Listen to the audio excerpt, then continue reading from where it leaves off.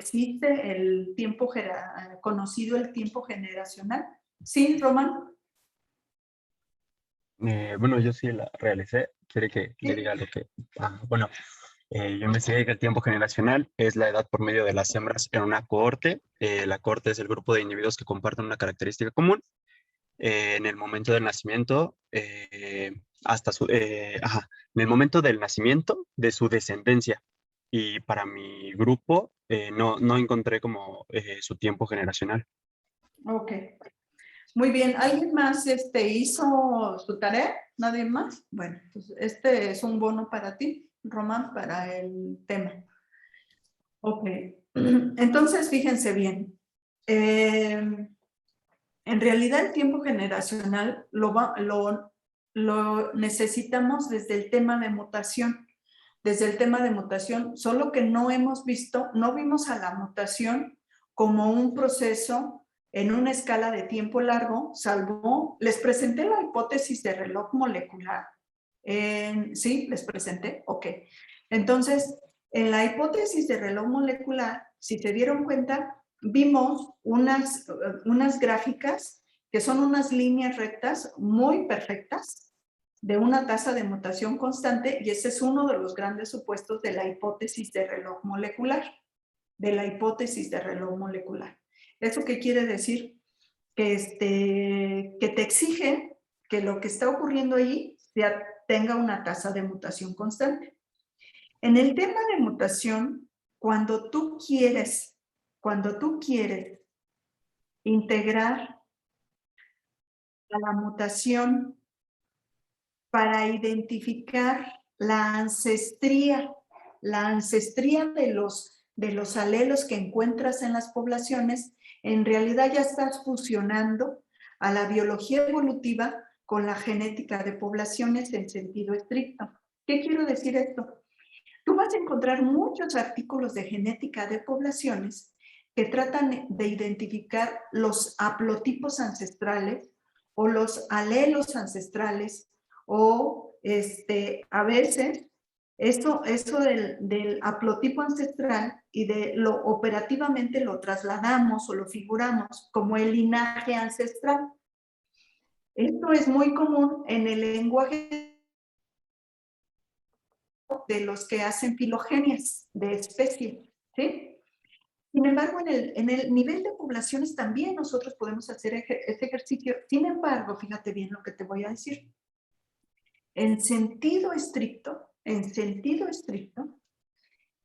vas a necesitar integrar herramientas metodológicas y analíticas de la demografía histórica, de lo que se conoce demografía histórica, y de la biología evolutiva, para poder hacer ese rastreo en el tiempo hacia atrás.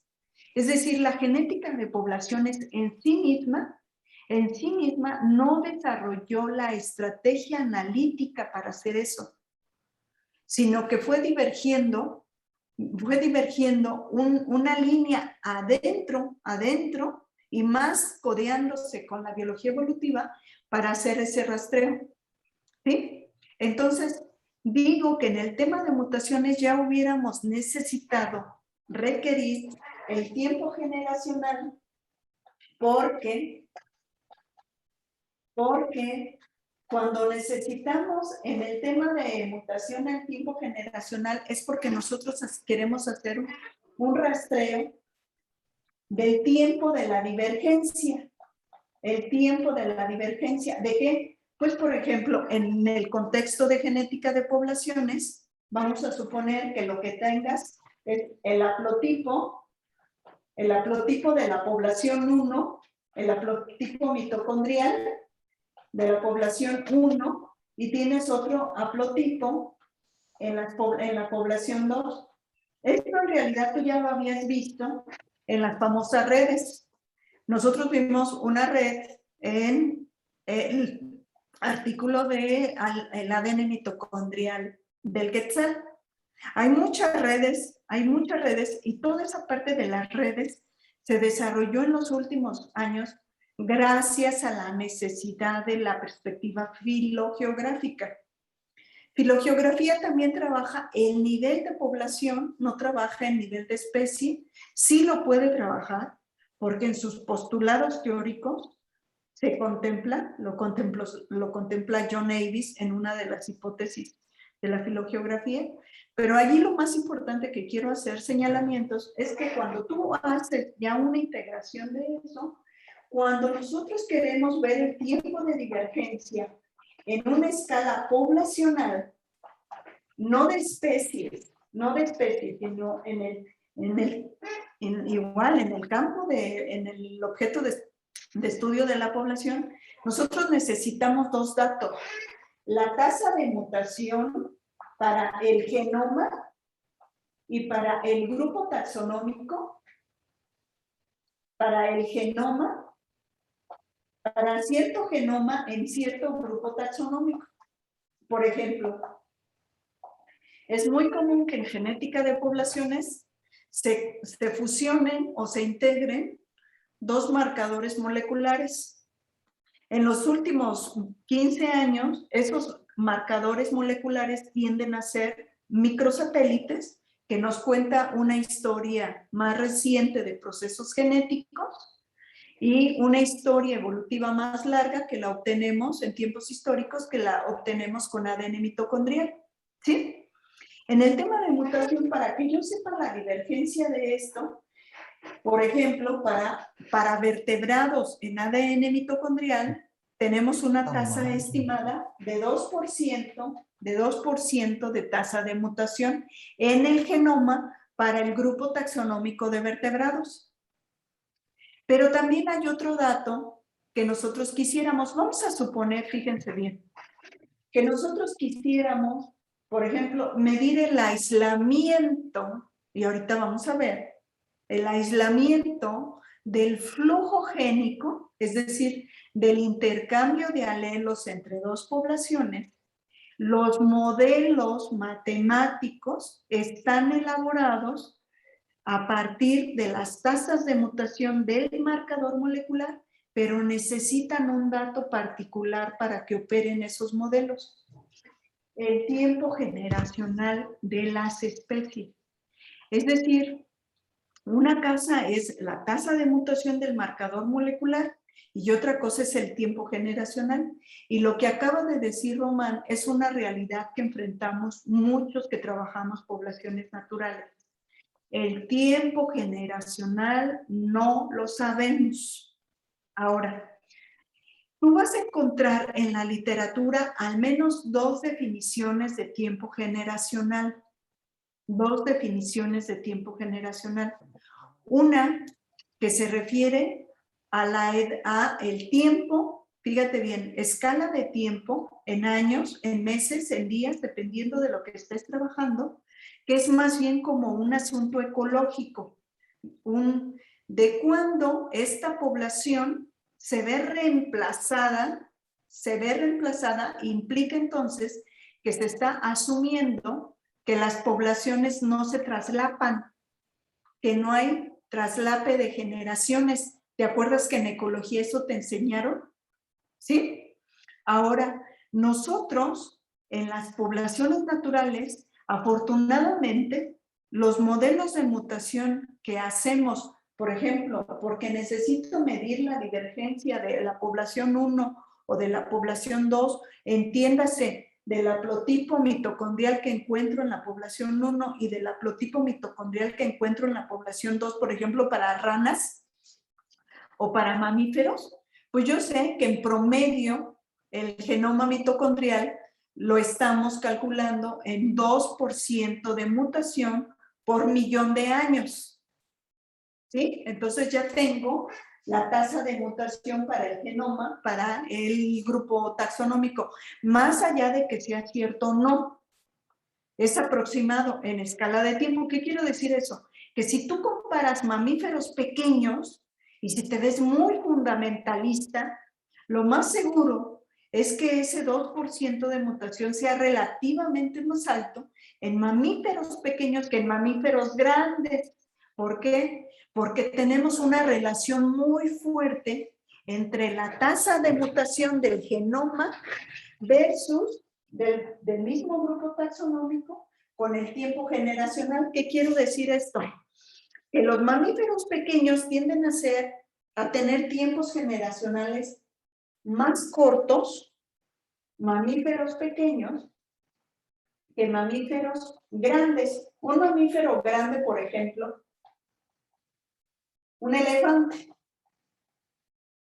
Entonces te voy a dar el tiempo generacional. Tendemos a ver esto, que tiende a ser más pequeño el tiempo generacional en esto, y te voy a dar lo que ahorita se ha encontrado, al menos con 5 publicaciones científicas, y que ya las consideramos como los datos que necesitamos tomar en cuenta, aunque al final de cuentas no vayamos a disponer del tiempo del dato preciso.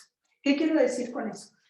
Sabemos que el tiempo generacional, y bueno, el tiempo generacional en genética, en la demografía histórica, lo tendemos a utilizar de la siguiente manera, y por eso te produce a veces como un cierto conflicto. Nosotros muchas veces en las poblaciones naturales no sabemos el tiempo que le lleva a una población reemplazar a la otra. Muchas de las especies que trabajamos en realidad tienen traslape generacional. Es decir, en una misma población yo encuentro viejos y encuentro edades muy pequeñas, pero además no solo encuentro ese problema demográfico, es decir, tengo categorías de edades o de tamaños, y eso desde el punto demográfico podría estar bien dividirlo en categorías, pero ¿qué pasa desde el punto de vista genético? Nosotros dimos una definición de flujo génico: intercambio de alelos por tiempo generacional en y entre las poblaciones. ¿Qué quiere decir eso? Que adentro de una población tú puedes tener, por ejemplo, 2, 3, 5 generaciones que están intercambiando genes entre ellos. Por ejemplo, vamos a suponer tú tienes un quetzal que ya tiene 15 años, un quetzal que tiene 15 años, se quedó viudo o se quedó viuda y se busca una pareja y ya no hay opciones de pareja entre su cohorte de edad. Entonces, ¿qué va a hacer? Que si se empareja, se va a emparejar con uno más joven o con una más joven. Entonces, dentro de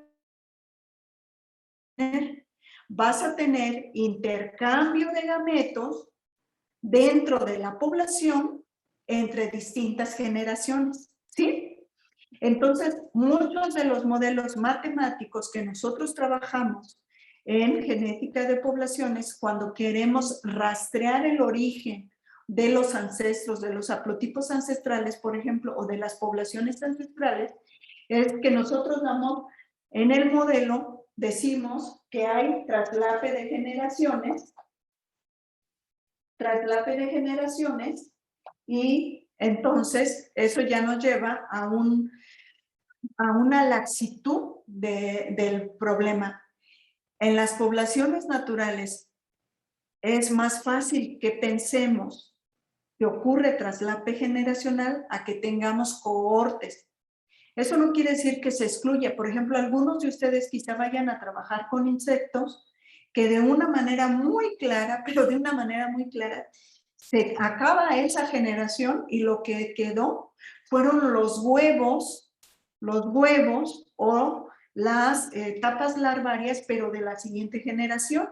De modo entonces que no hay modo de que haya traslape generacional. Si tú tienes ese conocimiento con certeza, eso le vas a picar en el programa de mutación, que no tienes traslape generacional, y cuando no lo sepas, vas a optar mejor por un traslape generacional, ¿sí? Ok. Ahora, nosotros definimos al tiempo generacional como la edad a la cual se alcanza la primera reproducción, que se parece mucho a lo que dijo Román. Entonces, ¿qué es lo que necesitamos saber? La edad a la cual se alcanza la adultez, y la adultez la medimos no en términos desde la morfología, sino desde la capacidad de que se deje descendencia, ¿sí? ¿Qué quiero decir con eso? En Homo sapiens, nosotros sabemos que más allá de los valores culturales, religiosos y económicos que tengamos, tenemos una biología que viene de una historia evolutiva. Entonces, esa biología nos dice en Homo sapiens que los 12 años, más allá de que haya extremos de individuos que a los 10 años o a los 11 años ya podrían tener eso, manejamos como una media la edad de 12 años. ¿Y eso qué quiere decir? Que el programa va a interpretar este dato del tiempo generacional para meter cuántas generaciones teóricas caben en un lapso, por ejemplo, de 1 millón de años. ¿Sí? Si nosotros hacemos el ejercicio, por ejemplo, en 100 años, yo divido un periodo de 100 años y digo entre 12 para Homo sapiens como una media, me caben 8.33 generaciones. ¿Sí? Y que además le cliqueas en el programa que hay traslape de generacional, esto no lo vas a poder hacer a mano. Te va a empezar a modelar la probabilidad de que la primera generación se esté reproduciendo con un viejo de 100 años, que se esté reproduciendo con un viejo o una vieja de 80 años, y entonces tú le tienes que decir tu especie, porque los programas, afortunadamente, ya saben también qué es más posible. Homo sapiens, los programas, si tú estás trabajando con Homo sapiens y le dices claramente, modélame cuál es el ancestro, el haplotipo ancestral en este conjunto de ADN mitocondrial que yo tengo de África, de Asia, de India, de México, de Brasil, etcétera, etcétera. Y entonces tú tienes ese modelo y dice el programa, los matemáticos ya hicieron esos algoritmos. Un caso particular de Homo sapiens, las hembras dejan en un cierto momento de dejar descendencia, en promedio. Sin embargo, más allá de la calidad del esperma, más allá de que sí disminuye notablemente la calidad del esperma en Homo sapiens, a partir de cierta edad, de todos modos, eso lo va a configurar. Si ustedes pueden hacer, por ejemplo, una constante donde le midan o le pongan una calidad ya muy real, pues obviamente les va a llevar una tesis de doctorado meter esa constante, ¿no? Esa es la razón por la cual metemos promedios, ¿sí? Pero aquí lo importante es que si tú tienes una población natural, tú le tienes que dar esa edad al menos estimada. ¿Por qué? Porque nosotros, el programa va a contemplar lo siguiente. Dependiendo del tamaño del organismo, hay una tendencia, no es un patrón, es una tendencia a que tiene tasas de mutación más altas, y en consecuencia, estas tasas de mutación tienen que entrar como un cofactor con el tiempo generacional. Las tasas de mutación son más altas en mamíferos pequeños en relación con los mamíferos grandes.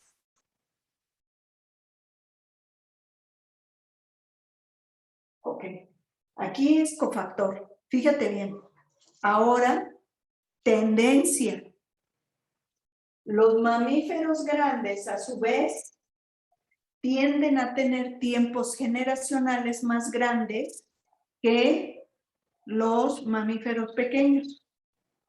Los extremos, el elefante, versus los ratoncitos pequeños arborícolas. Estos son nuestros extremos. O las musarañas. ¿Qué quiero decir con eso? Un elefante va a tender a alcanzar su edad de la primera reproducción entre los 17 y los 21 años. A los 17 años, un elefante de 17 años se considera que todavía es un adolescente. Pero si los investigadores dicen, nosotros ya hemos documentado que en esta población de elefantes de India, en lugar de que las hembras se reproduzcan por primera vez hasta los 22 años, estamos viendo que ya hay hembras que a los 17 años, 18, por cumplir los 18 años, ya están dejando la primera descendencia. Y esa es la razón por la cual pueden bajarle de los 21 hasta los 17 años. En general se considera que hasta los 21 años sean reproductivos, ¿sí? O sea, todavía los ves grandototes, pero todavía andan jugueteando los de 17 años, ¿no? Entonces, es toda la gente que trabaja con estos grupos, entonces, hace esto. ¿Qué quiere decir esto? Que allí, por ejemplo, en los elefantes, el tiempo generacional sería de 17 hasta 21 años y en general, la gran mayoría de los papers que tú vas a encontrar dicen 21 años, ¿sí? Y a veces hacen esa nota, desde los 17 o por cumplir 18 años, nosotros ya veíamos descendencia. Fíjense lo que implica, que hay un grupo de trabajo que está monitoreando el nacimiento y tiene marcados a los individuos para aseverar que el individuo fulano, que hasta les ponen nombres, en esos estudios, ya tiene su fecha de nacimiento, es el 24 de agosto de 1997, por ejemplo, ¿no? Entonces, le ponen Jimmy, ¿no? Jimmy nació en tal fecha. Entonces, ahí pueden ellos estar monitoreando todo eso. Entonces, dense cuenta del esfuerzo que implicaría tener ese dato. Ahora, ustedes cámbienlo a si están trabajando con especies en peligro que nadie las pela, especies endémicas que menos las pelan, porque eso solamente les interesa a los países nativos. Entonces, ¿qué va a pasar? Que vas a tener un gap de información. ¿Y qué te va a demandar cuando tú quieras hacer esta aproximación? Pues te va a demandar inferir o proponer o postular y decir aproximadamente, y en esa te vas a tener que ver cuando en el paper vas a tener que escribir. Estimamos un aproximado de tiempo generacional para el quetzal de 8 años, por ejemplo. ¿Por qué Sofía, por qué Solórzano estima un tiempo de tantos años, que no es 8, ¿no? Pues porque a partir de un evento reproductivo, por ejemplo, yo sé, como estudiosa de quetzales, que los quetzales tienen un periodo de migración y un periodo de reproducción, desde México hasta Panamá. Yo sé que ese periodo de reproducción abarca con un cortejo en enero o principios de febrero y los últimos nidos salen en junio. Fíjate bien, si yo capturo o veo en el campo, en el mes de marzo, al menos 5 morfos, que los distingo por color de plumaje, porque no los puedo capturar, pero los puedo ver con los binoculares o con el telescopio en el bosque de niebla, y yo sé que marzo, fíjate bien lo que te estoy contando, las dificultades. Yo sé que marzo es el mes en el cual está el pico de reproducción. Si yo tengo un pico de reproducción aquí y yo visualizo 4 morfos, y yo sé que ahorita están los nidos activos en marzo, es decir, aquí hay nidos con huevos, que son agujeros en troncos, con huevos, por lo tanto, estos 4 morfos que ya son preadultos, así los llamo yo, los preadultos o así se llaman. ¿Qué quiere decir eso? Que los distingo por coloración, de que no es la coloración de plumaje del auténtico adulto de hembra y de macho. ¿Sí? Entonces, si yo tengo eso y yo digo, veo un macho que ya tiene el piquito amarillo, la punta del adulto, les voy a buscar una foto y les voy a compartirlo y les voy a explicar esto para que entendamos el gran problema que enfrentamos. ¿Sí, Román?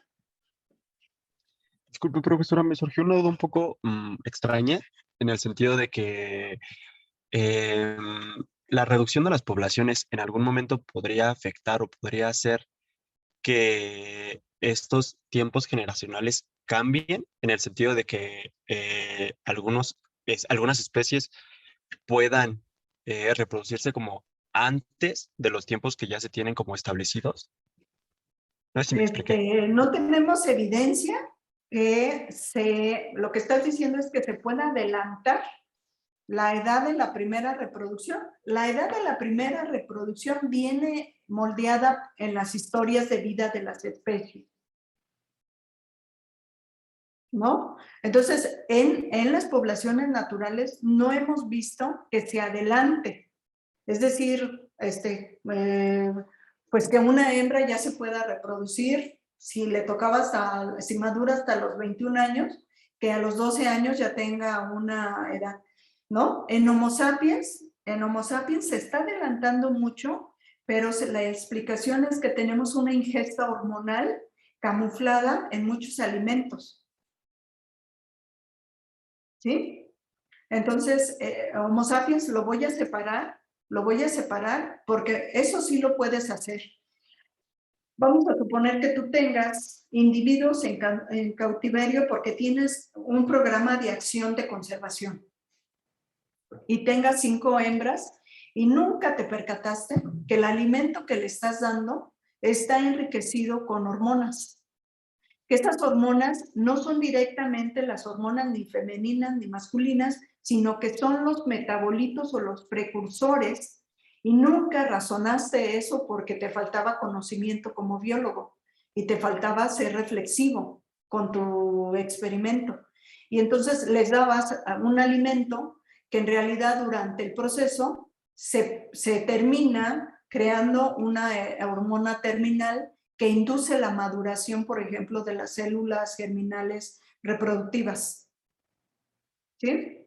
Entonces, en las poblaciones naturales no hemos visto que se esté adelantando el tiempo generacional, porque disminuyen los tamaños poblacionales. Gracias, profesora. Entonces les voy a explicar lo complicado que resulta, y esta es la razón por la cual ustedes seguramente no van a encontrar el dato. Lo que están viendo, ¿sí están viendo una galería de fotos de quetzales? Sí, profesora. Ok, bueno, concéntrense